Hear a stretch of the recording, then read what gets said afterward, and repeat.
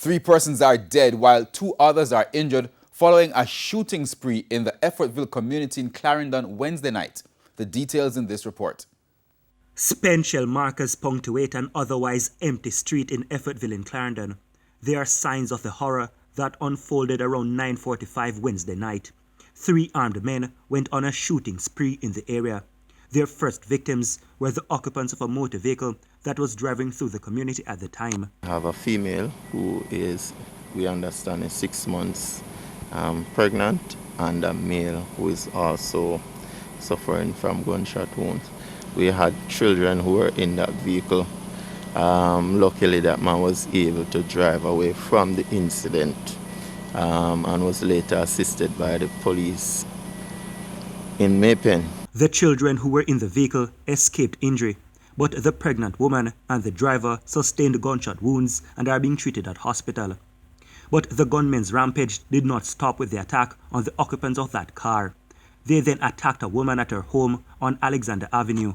Basically, the mother who was there with her children came out on the veranda not recognizing what was happening and just questioned what was happening.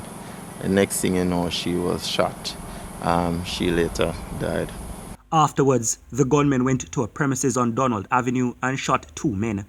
Investigators say the men were confronted about a missing motorcycle. Those persons were basically at their gate when the 3 men came up, robbed the persons there and asked about a bike. They were determined to find that bike.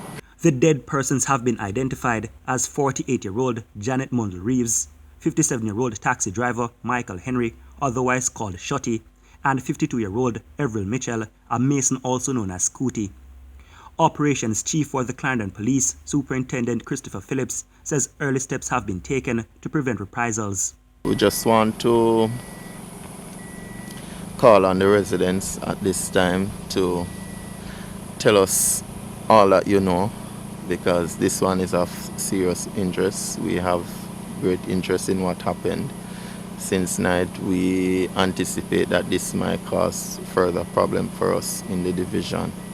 I managed to have a small meeting with the persons gathered in the community who are really, saddened by what happened.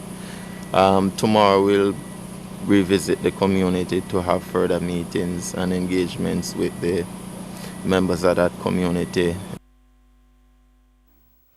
Now, our news center has subsequently learned that a 6th person was shot in the incident in Effortville, Clarendon last night. That person is also receiving medical care.